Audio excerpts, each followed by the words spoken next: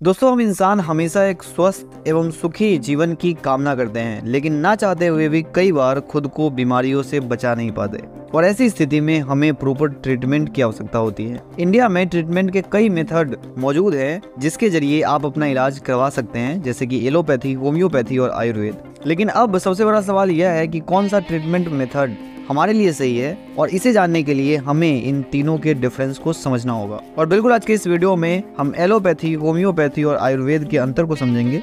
तो आज के टाइम पर सबसे पॉपुलर ट्रीटमेंट मेथड एलोपैथी है, जिसे ना सिर्फ इंडिया में बल्कि दुनिया भर के अलग अलग देशों में प्रैक्टिस किया जाता है। चिकित्सा की यह पद्धति बहुत कम समय में काफी ज्यादा लोकप्रिय हुई है, क्योंकि इसके ट्रीटमेंट से इंस्टेंट रिलीफ मिलता है। किसी बड़ी बीमारी के लिए सर्जरी और ऑपरेशन की सुविधा भी एलोपैथी में उपलब्ध होती है। इसके अलावा एक्सीडेंट और हार्ट अटैक जैसे आपातकालीन स्थितियों में भी एलोपैथी के सहारे ट्रीटमेंट किया जा सकता है। साइंस के डेवलपमेंट के साथ ही लगातार कई ऐसे टेक्नोलॉजी का विकास किया गया है जिसकी वजह से न सिर्फ बीमारी का पता लगाया जा सकता है, बल्कि इसका इलाज भी अच्छे तरीके से किया जा सकता है। मॉडर्न टाइम की सबसे पॉपुलर ट्रीटमेंट मेथड के लाभ तो बहुत हैं जो सबको दिखता है, लेकिन एलोपैथी के नुकसान भी काफ़ी हैं।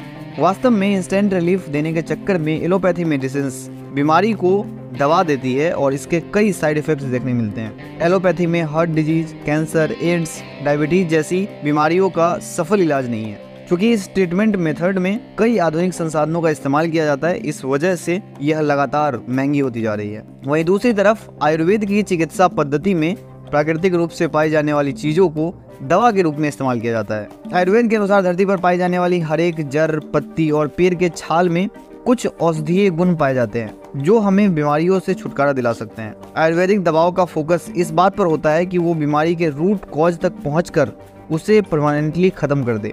इसी वजह से आयुर्वेद को मदर ऑफ ऑल मेडिकेशन कहा जाता है। जैसा कि हमें पता है कि हमारा शरीर प्रकृति के 5 तत्वों पृथ्वी, जल, अग्नि, वायु और आकाश से मिलकर बना है, और इन्हीं 5 तत्वों के कॉम्बिनेशन से शरीर के 3 गुण माने गए हैं: वात, कफ और पित्त। इन तीनों के संतुलन बिगड़ने से ही कठिनाई पैदा होती है, वरना जिस भी शरीर में ये गुण संतुलित मात्रा में पाया जाएगा वह शरीर स्वस्थ होगा। एक तरफ जहाँ एलोपैथी में बॉडी के हर पार्ट का स्पेशलाइज्ड ट्रीटमेंट किया जाता है, वहीं आयुर्वेद की मान्यता है कि बॉडी, माइंड और स्पिरिट आपस में कनेक्टेड है। आयुर्वेदिक ट्रीटमेंट के दौरान मेडिसिन के साथ डूज एंड डोंट्स का भी काफी ध्यान रखना होता है। होम्योपैथी के ट्रीटमेंट मेथड में बीमारी के मूल कारण पर फोकस करके ऐसा दवा प्रोवाइड करवाया जाता है जिससे बीमारी के लक्षण और बढ़ जाते हैं, क्योंकि होम्योपैथी के अनुसार जो पदार्थ एक स्वस्थ व्यक्ति में किसी बीमारी के लक्षण पैदा कर सकता है, वह बीमार व्यक्ति की वह बीमारी ठीक भी कर सकता है। होम्योपैथी ट्रीटमेंट पिछले 200 सालों से काफी इफेक्टिव तरीके से वर्क करता आ रहा है और लोग इससे जुड़ना चाहते हैं, क्योंकि यह बीमारी को जड़ से खत्म कर देता है।